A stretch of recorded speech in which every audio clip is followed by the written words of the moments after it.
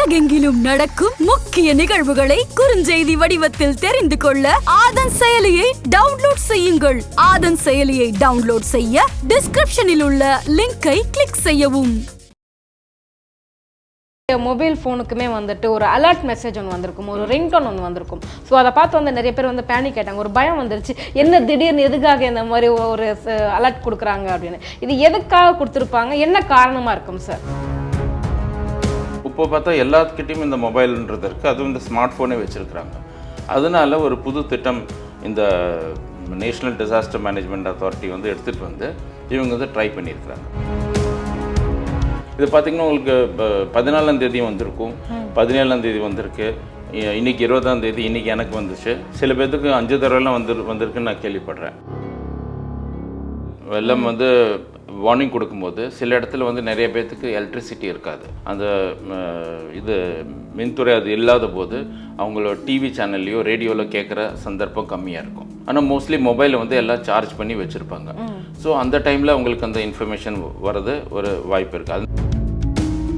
இப்போ பார்த்தீங்க அப்படின்னா டிசம்பர் மாதம் அப்படின்னாலுமே வந்துட்டு சென்னை வாசிகளுக்கெல்லாம் இயல்பாகவே ஒரு பயம் வந்துடும். ஏன்னா இது மழை டைமு, நிறைய வெள்ளம் வரும், நிறைய தண்ணி பிரச்சனை சந்திப்பாங்க, பெரிய பெரிய பேரழிவுகளும் இந்த மாதிரி சமயத்தில் தான் ஏற்படும், சுனாமி முதல் கொண்டு. ஸோ இந்த சமயத்தில் இந்த மாதிரி ஒரு சைரன் இது வந்து கொடுத்துருக்காங்க, ஒரு அலர்ட் மெசேஜ் வந்து கொடுக்குறாங்க அப்படின்னும் போது ஏதாவது மிகப்பெரிய பேரழிவு வரப்போகுதோ?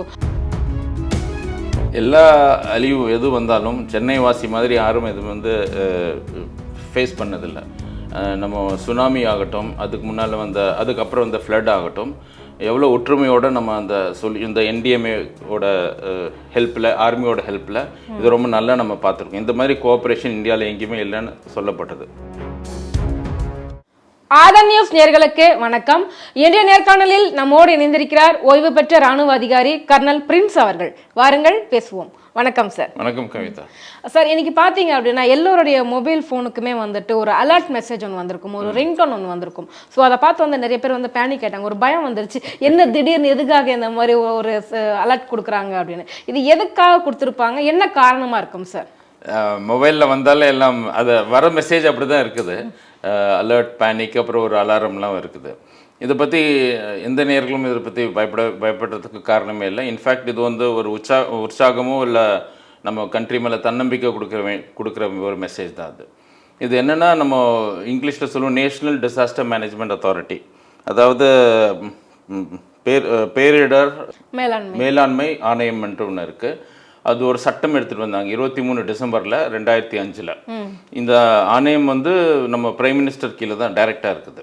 அதனால் எங்கெங்கே நம்ம நேச்சுரல் டிசாஸ்டர், அதாவது வெள்ளம் இல்லை எர்த்குவேக், அந்த மாதிரி பூகம்பம் இந்த மாதிரி ஆகும்போது அந்த இடத்துல வந்து நம்மளுக்கு ரியாக்ஷன் டைம் கிடைக்கிறதில்ல.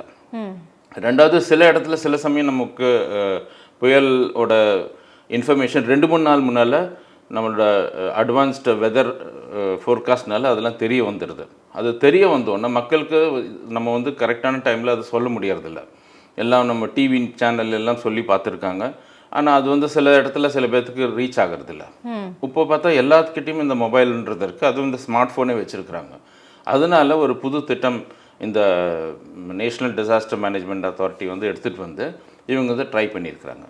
இதில் நம்மெல்லாம் ஒரு மெசேஜஸ் வந்துட்டு ஒரே ஒரு நெட்வொர்க்கில் இருந்தால் தான் கொடுக்க முடியும். உங்களுக்கு தெரியும், இந்த சியூஜின்னு சொல்லுவோம், க்ளோஸ்ட் யூசர் குரூப் அப்படின்ட்டு. அது வந்து நம்ம எடுத்தோம்னா இந்த எல்லா போலீஸ் ஸ்டேஷனும் அவங்க வந்துட்டு பிஎஸ்என்எல் நெட்வொர்க் வச்சுருக்குறாங்க, சிலவங்க ஜியோ நெட்வொர்க் வச்சுருப்பாங்க, சிலவங்க ஏர்டெல் வச்சுருப்பாங்க. அது எல்லோரும் அந்த ஒரே குரூப்பில் எடுத்தால் அவங்களுக்கு நம்ம வந்து கம்பைன் மெசேஜஸ் போடலாம்.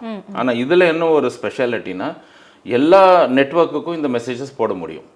இவங்க வந்து சிபிஎஸ்ன்னு ஒன்று இருக்குது, அது வந்து செல் ப்ராட்காஸ்ட் சிஸ்டம்ன்ட்டு ஒரு புது டெக்னாலஜியை வந்து இவங்க ட்ரை பண்ணிவிட்டு எடுத்துகிட்டு வந்துட்டு அதை ட்ரையல் பண்ணுறாங்க.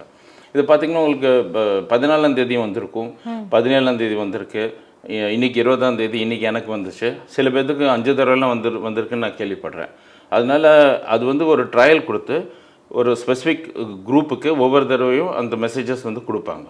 அதை ரிசீவ் பண்ணுறவங்க ஆண்ட்ராய்டும் வச்சுருப்பாங்க, ஐஓஎஸும் வச்சுருப்பாங்க, இல்லை ஏர்டெல் நெட்வொர்க் வச்சுருக்கலாம், இல்லை ஜியோ நெட்வொர்க் வச்சுருக்கலாம். எல்லா நெட்வொர்க்கும் அது வரும். ஸோ இந்த விஷயத்தை பொறுத்த வரைக்கும் வந்து சொன்னீங்க நீங்கள் வந்து இயற்கை பேரழிவு அது சம்மந்தமாக தான் கொடுக்க முடியும் அப்படின்னு பார்த்தீங்க அப்படின்னா இப்போ சைக்ளோன் வரதாகட்டும், ஒரு மழை அதிகமாக பெய்யறதாகட்டும், இதெல்லாமே வந்துட்டு கவர்மெண்ட் வந்து முன்னாடியே நம்மளுக்கு அனௌன்ஸ் பண்ணிடுவாங்க இல்லையா? அப்படி அனௌன்ஸ் பண்ணின பிறகுமே கூட எதுக்காக இந்த ஒரு டெக்னாலஜி கொண்டுட்டு வரணும்?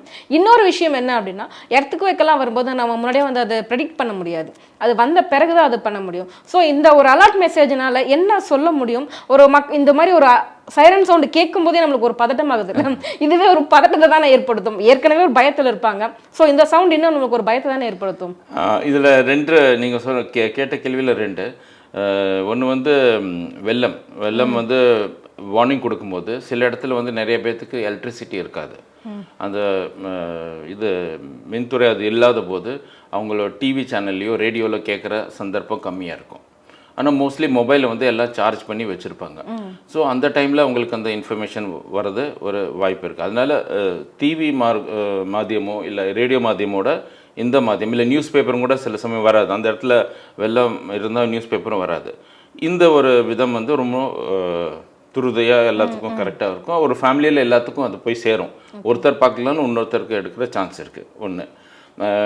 ரெண்டாவது நீங்கள் சொன்னீங்க இது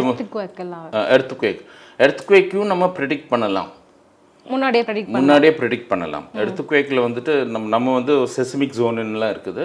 நம்மளும் ஒரு இம்பார்ட்டண்ட் ஒரு டேஞ்சரஸான செஸ்மிக் ஜோனில் இருக்கிறோம். 3 இல்லை 4ல் மெட்ராஸே இருக்குது. இது வரதுக்கு முன்னால் ப்ரெடிக்ட் பண்ணலாம். அதாவது பெரிய எர்த்குவேக் வரதுக்கு முன்னாடி சின்ன சின்ன எர்த்குவேக் வரும். அந்த செஸ்மிக் டிஃப்ரென்சஸ் வந்து பண்ணி அது சொல்லலாம். இப்போ எர்த்குவேக்னு பார்த்தீங்கன்னா அது ஸ்பெஷாலிட்டி என்னென்னா, எர்த்குவேக் வந்து நமக்கு அழிவு உண்டாக்காது. எர்த்குவேக் வந்து வெறும் அந்த பில்டிங்கை தான் அழிவு உண்டாக்கும். நம்ம வந்து அந்த செஸ்மிக் ஜோனில் நம்ம வந்து பில்டிங்லாம் பெரிய பெரிய பில்டிங்லாம் கட்டினதுனால நம்மளே உண்டாக்குனது அது. அது நேச்சுரல் டிசாஸ்டர்னு சொல்கிறதுக்கு ஒரு வாய்ப்பு கம்மியாக இருக்கும். இதே எர்த்குவேக் ஒரு பூரா கிராமத்தில் நடந்தால் அங்கே ஒன்றுமே ஆகாது. யாருமே அந்த பூமி போல ஒன்று தான் உள்ளே யாருமே போகிறது ரொம்ப கம்மியான சான்ஸு. இங்கே நம்ம அந்த இடத்துல வந்து இவ்வளோ பெரிய பில்டிங் கட்டினதுனால தான் இந்த பிரச்சனை. இதே ஜப்பான் மாதிரி நாடுக பார்த்திங்கன்னா அவங்க வந்துட்டு எர்த்குவேக் ப்ரிவென்ஷனுக்காக பில்டிங்கும் அந்த மாதிரி கட்டியிருப்பாங்க. அப்போது ஒரு பில்லர்ஸ் வச்சு கட்டும்போது எர்த்குவேக் வந்து அப்படியே கொஞ்சம் ஸ்வே தான் ஆகும் இல்லையா? பெரிய பெரிய எர்த்குவேக்கில் தான் கொஞ்சம் அஃபெக்ட் ஆகும். நார்மல் எர்த்குவேக்கு அது தாங்கும். ஆனால் நம்ம கட்டுற பில்டிங் அந்த மாதிரி இல்லை. அதனால் எர்த்குவேக்கில் வந்துட்டு ஃபஸ்ட்டு வந்து முன்னாலே சொல்ல முடியும். ரெண்டாவது வந்து அது நம்மனால கட்டினதுனால அது நேச்சுரல் டிசாஸ்டரோட மேன்மேட் டிசாஸ்டரும் கூட நம்ம சொல்லலாம். இப்போ பார்த்தீங்க அப்படின்னா டிசம்பர் மாதம் அப்படின்னாலுமே வந்துட்டு சென்னை வாசிகளுக்கெல்லாம் இயல்பாகவே ஒரு பயம் வந்துடும். ஏன்னா இது மழை டைமு, நிறைய வெள்ளம் வரும், நிறைய தண்ணி பிரச்சனை சந்திப்பாங்க, பெரிய பெரிய பேரழிவுகளும் இந்த மாதிரி சமயத்தில் தான் ஏற்படும், சுனாமி முதல் கொண்டு. ஸோ இந்த சமயத்தில் இந்த மாதிரி ஒரு சைரன் இது வந்து கொடுத்துருக்காங்க, ஒரு அலர்ட் மெசேஜ் வந்து கொடுக்குறாங்க அப்படின்னும் போது ஏதாவது மிகப்பெரிய பேரழிவு வரப்போகுதோ, அதை வந்து முன்னாடியே நம்மளுக்கு வார்ன் பண்ணுறாங்களோ அப்படின்ற மாதிரியான யோசனைகளும் மக்கள்கிட்ட வராமல் இல்லை. ஸோ அப்படி ஏதாவது அழிவு ஏதாவது வரப்போதா சார்? எல்லா அழிவு எது வந்தாலும் சென்னை வாசி மாதிரி யாரும் இது வந்து ஃபேஸ் பண்ணதில்லை. நம்ம சுனாமி ஆகட்டும், அதுக்கு முன்னால் அதுக்கப்புறம் வந்த ஃப்ளட் ஆகட்டும், எவ்வளோ ஒற்றுமையோடு நம்ம இந்த என்டிஎம்ஏவோட ஹெல்ப்பில், ஆர்மியோட ஹெல்ப்பில் இது ரொம்ப நல்லா நம்ம பார்த்துருக்கோம். இந்த மாதிரி கோஆப்ரேஷன் இந்தியாவில் எங்கேயுமே இல்லைன்னு சொல்லப்பட்டது. இது ஒன்று. ரெண்டாவது வந்து இது வந்து இப்போது மழை காலத்தில் புயல் வர சான்சஸ் ஜாஸ்தியாக இருக்குது. அதனால இந்த இடத்துல அதை ட்ரை பண்ணலாம் இல்லையா? இது வரும்ன்ட்டு யாருக்கும் தெரியாது. ஆனால் ஒன்று மட்டும் நம்மளுக்கு நிச்சயம், அக்டோபர் நவம்பர் டிசம்பரில் ஒரு புயலை நம்மளோட கரையை தொடும். அந்த புயலுக்காக இது ஒரு எச்சரிக்கையாக தான் எடுக்கிறாங்களே வெளியே, வேறு ஒன்றும் நம்ம பயப்படுறதுக்கு ஒன்றும் தேவையில்லை. எர்த்குவேக்காக ஒரு சான்ஸே இல்லை. சில சமயம் எர்த்குவேக் வந்து 2 நாளுக்கு முன்னால் தான் தெரியும். சில சமயம் முன்னாலேயே கொஞ்சம் செஸ்மிக் சேஞ்சஸ் இருக்கும்போது முன்னாலேயே தெரியும். ஆனால் அதை பற்றி ஒரு அறிகுறி ஒன்றுமே இல்லை. வெள்ளத்தை பற்றி அறிகுறி ஒன்றுமே இல்லை. லோ ப்ரெஷர் வருது அப்படின்ட்டு பே ஆஃப் பெங்காலில் வருது, அரேபியன் சீயில் வருதுன்னு ஒரு இது வருது. அரேபியன் சீக்கும் நம்மளுக்கு சம்மந்தம் இல்லை.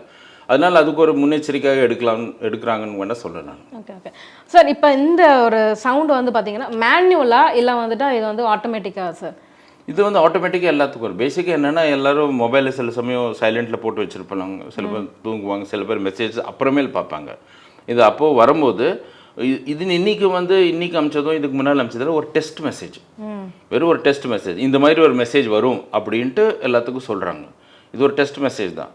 அந்த டைமில் வரும்போது நம்ம அந்த மெசேஜை பார்க்கறதுக்காக தான் அந்த ஆடியோ அலாம் அது கொடுக்குறாங்க. விஷுவல் அலார்மில் பார்த்தீங்கன்னா ஒரு மெசேஜஸ் அதில் இருக்கும், அப்படியே ஃப்ளாஷ் ஆகிட்டு வந்து ஒரு மெசேஜஸ் இருக்கும். அது வந்து அந்த டைமில் வந்தால் இந்த மாதிரி ஒரு மெசேஜஸ் வரும் அப்படின்ட்டு. ஏன்னா இது எந்த மாதிரி ஒரு டயல் டோனும் இல்லை, ரிங் டோனும் இல்லை. அதனால இது தனி விதமாக இருக்கும்போது நம்ம அது கேட்டாலே ஏதோ ஒரு எச்சரிக்கை வருது, நம்ம போய் மொபைல் பார்க்கறதுக்காக தனியாக வச்சிருக்கிறோம். ஓகே சார், இந்த மாதிரியான ஒரு ஃபெசிலிட்டிஸ் வந்து, இந்த மாதிரியான ஒரு தொழில்நுட்பம் வந்து ஆர்மியில எல்லாம் எப்படி யூஸ் பண்ணுறாங்க சார்? ஆர்மியில் வந்துட்டு நம்ம ஒரே நெட்ஒர்க்கில் இருப்போம், அந்த க்ளோஸ்ட் யூசர் குரூப்னு சொன்னோமே, அந்த மாதிரி ஒரு நம்மக்கிட்ட ஒரு மொபைல் நெட்ஒர்க் ஒருத்தருக்கு கொடுத்து அவங்க இஷ்யூ பண்ணுவாங்க. இது ஆர்மியோட மொபைல். இது இல்லாமல் எங்ககிட்ட நம்ம பர்சனல் மொபைல்லாம் இருக்குது. அதுக்கு வந்து இந்த மாதிரி ஒரு ஃபெசிலிட்டி இன்னும் கண்டுபிடிக்கல, இன்னும் ஆர்மியில் வரல சிவில் மொபைல் கொடுக்கறதுக்கு. ஆனால் ஆர்மி மொபைலில் எல்லா இன்ஃபர்மேஷன் எல்லாமே வரும் எங்களுக்கு. இப்போ எதிரி நாட்டவர் வந்து தாக்க வராங்க அப்படின்னும் போது உங்களுக்கு ஒரு எப்படி கொடுப்பாங்க, உங்களுக்கு அந்த எச்சரிக்கை எப்படி கொடுப்பாங்க? அந்த மாதிரி அது எங்களுக்கு முன்னெச்சரிக்கையாகவே நாங்கள் இருப்போம். எதிரி வரும்போது நாங்கள் முன்னாலேயே தயாராக இருப்போம். மீதியெல்லாம் நம்ம இன்டர்னல் கம்யூனிகேஷன் வந்து ரேடியோவில் தான் இருக்கும், நம்மளோட ரேடியோ செட்ஸ். அப்போ மொபைல் வந்து ரொம்ப ரேராக யூஸ் பண்ணுவோம். ஏன்னா மொபைலில் டிரான்ஸ்மிஷன் மோட் இருக்கனால எனிமி கிட்ட போக சான்சஸ் இருக்குது. அது லேயர்ஸ் ஆஃப் கம்யூனிகேஷன் நாங்கள் வச்சுருக்கிறோம், அது மூலமாக அது போகும். ஓகே சார், எங்கள் கேள்விகளுக்கு சிறப்பாக பதில் சொன்னீங்க சார். நன்றி. நன்றி, வணக்கம்.